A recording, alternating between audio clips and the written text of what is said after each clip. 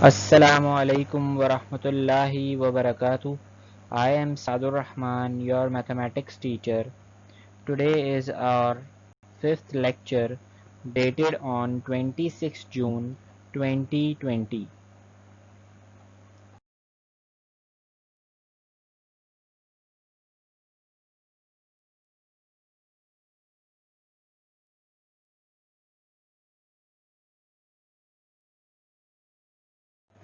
In previous lecture we have solved question number 2 and 3 of exercise 1D.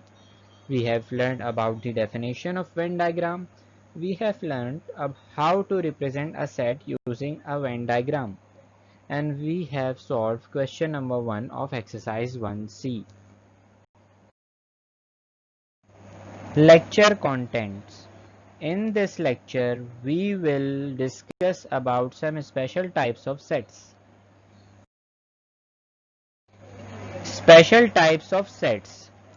There are some special types of sets which are following. Number 1, finite set. Number 2, infinite sets. Number 3, unit sets. Number 4, empty sets. Number 5, disjoint sets. Number 6, overlapping sets. Number 7, equivalent sets. Number 8, equal sets. Number 9, universal sets. Finite set. A finite set contains a finite or limited number of elements. एक finite set वो set होता है जिसमें number of elements limited हों. For example a set of the number of days in a year. अब साल में कितने दिन होते हैं? 365. तो ये एक लिमिटेड सेट है, इसलिए ये फाइनाइट सेट कहलाएगा. Number 2 example 2, 4, 6, 8 and so on till 20. अब ये जो सेट बी है ये इवन नंबर्स का सेट है जो कि 2 से स्टार्ट हो रहा है और इसका एंड कहाँ हो रहा है? 20 पे. तो ये भी एक फाइनाइट सेट है. लास्ट में हमने सेट बिल्डर नोटेशन की फॉर्म में एग्जांपल दी है. C is equals to x semicolon x is a square number x is less than 20. That means कि इस सेट के अंदर स्क्वायर नंबर्स लिखने हैं हमने जो कि 20 से छोटे हों. तो ये भी एक फाइनाइट सेट है. Infinite set. An infinite set is a set which contains an infinite or unlimited number of objects. Infinite set वो सेट कहलाता है जिसके अंदर नंबर ऑफ एलिमेंट्स की कोई लिमिट ना हो. For example a set of the number of the stars in the sky. अब आसमान में कितने सितारे हैं अगर हम इसका सेट बनाएं तो ये एक इनफाइनाइट सेट है. हम इसकी लिमिट हम नहीं बता सकते. Part B. B is equals to curly bracket 1, 3, 5, 7, dot dot dot and so on.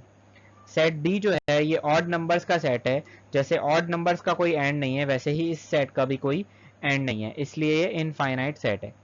Number 3, C is equals to x semicolon x is a integer x is greater than 10. अब ऐसा set है ये जिसके अंदर इंटीजर्स मौजूद हैं मगर integer जो हैं वो 10 से बड़े होने चाहिए. अब 10 से बड़े इंटीजर बहुत सारे हो सकते हैं, 11, 12, 13, 14, 15 एंड सो ऑन. जब तक काउंटिंग चलती रहेगी तब तक ये इंटीजर्स भी चलते रहेंगे. तो ये भी एक अनलिमिटेड सेट है. दैट्स वाई ये एक इनफाइनाइट सेट है. Unit set. A unit set is the set that contain only one element. A unit set is also called a singleton. Unit set वो सेट कहलाता है जिसके अंदर सिर्फ एक एलिमेंट हो और इसे सिंगलेटन भी कहते हैं. For example a set of the capital of Pakistan. अब पाकिस्तान का कैपिटल सिर्फ एक ही है, इस्लामाबाद. सेट बी के अंदर भी सिर्फ एक ही एलिमेंट है और सेट सी के अंदर भी सिर्फ एक ही एलिमेंट है. 7 और 10 के दरमियान सिर्फ एक ही इवन नंबर आता है, दैट इज 10. ये बिटवीन का जो लफ्ज है इसका मतलब यह है कि 7 और 10 इस सेट के अंदर शामिल नहीं है. अब अगर 7 और 10 को हटा दिया जाए तो बीच के अंदर सिर्फ एक ही इवन नंबर बचता है, that is 8.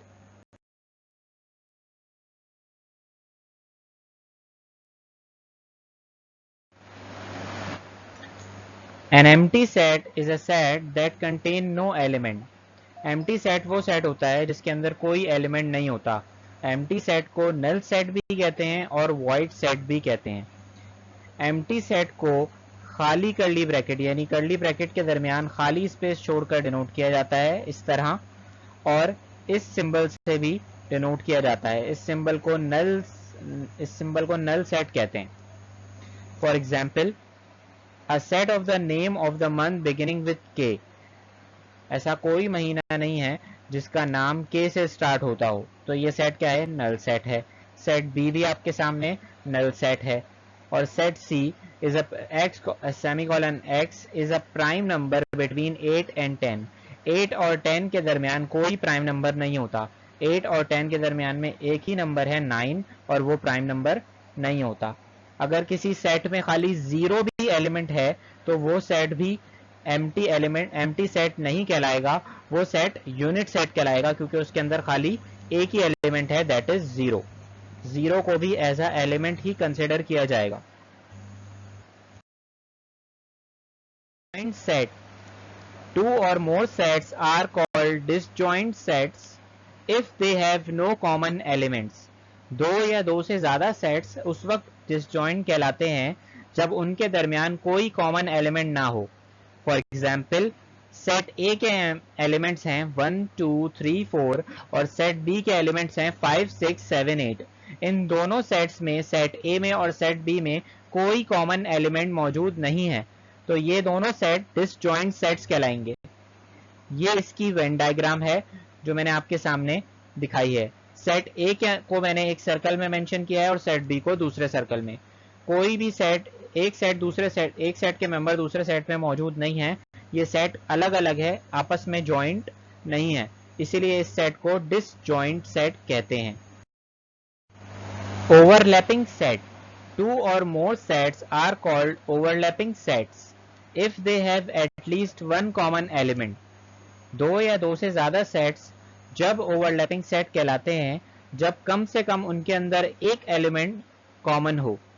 For example, set ए के अंदर एलिमेंट्स हैं 1 2 3 4 और सेट बी के अंदर एलिमेंट्स हैं 1 5 6 7। ये दोनों सेट्स ओवरलैपिंग सेट्स हैं।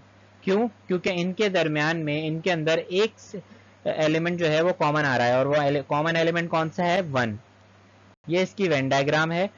यहाँ पर आप देख सकते हैं कि यहाँ पर एक सेट दूसरे सेट पर ओवरलैप कर रहा है। 1 जो है इसका कॉमन एलिमेंट है। जरूरी नहीं है कि सिर्फ एक ही एलिमेंट जिसके अंदर कॉमन हो उसको हम ओवरलैपिंग सेट कहें। एक से ज्यादा एलिमेंट्स भी कॉमन हो सकते हैं, लेकिन कम से कम एक का ओवरलैप होना, यानी एक एलिमेंट का कॉमन होना जरूरी है। Equivalent set. Two or more sets are called equivalent sets if they have an equal number of elements। It is not necessary for them to have the same elements। दो या दो से ज्यादा sets उस वक्त इक्विवेलेंट सेट्स कहलाते हैं जब उनके नंबर ऑफ एलिमेंट्स सेम हो। ठीक है, अगर पहले सेट में 4 एलिमेंट हैं तो दूसरे सेट में भी 4 एलिमेंट होने जरूरी हैं। ये जरूरी नहीं है कि उनके मेंबर्स सेम भी हो। फॉर एग्जाम्पल, सेट ए के अंदर भी 4 एलिमेंट्स हैं और सेट बी के अंदर भी 4 एलिमेंट्स हैं, मगर आप देख सकते हैं कि सेट ए के मेंबर्स डिफरेंट हैं और सेट बी के मेंबर्स डिफरेंट हैं। फिर भी ये दोनों सेट्स इक्विवेलेंट सेट्स कहलाएंगे क्योंकि इनके नंबर ऑफ एलिमेंट्स सेम हैं। Equal sets. Two or more sets are equal sets if they contain the same elements। दो या दो से ज्यादा सेट्स जब इक्वल सेट्स कहलाते हैं जब उनके एलिमेंट्स भी सेम हो। फॉर एग्जाम्पल, सेट ए के अंदर 1 2 3 4 एलिमेंट हैं और सेट बी के अंदर भी 1 2 3 4 एलिमेंट हैं, यानी कि सेट ए और बी में दोनों नंबर ऑफ एलिमेंट्स भी सेम हैं और इसके एलिमेंट्स भी सेम है, यानी कि जो मेंबर्स हैं 1 2 3 4 वो भी सेट बी के अंदर सेम है, तो इसलिए ये इक्वल सेट कहलाएगा। Universal set. A universal set is a set which contains all the set under consideration। Universal set वो सेट कहलाता है जिसके अंदर तमाम सेट जो कंसिडरेशन के अंदर हैं उनके तमाम एलिमेंट्स मौजूद हों। फॉर एग्जाम्पल, सेट ए के अंदर कितने एलिमेंट्स हैं? 4 एलिमेंट्स हैं, 1 2 3 एंड 4। सेट बी के अंदर भी 4 एलिमेंट्स हैं, 5 6 7 8।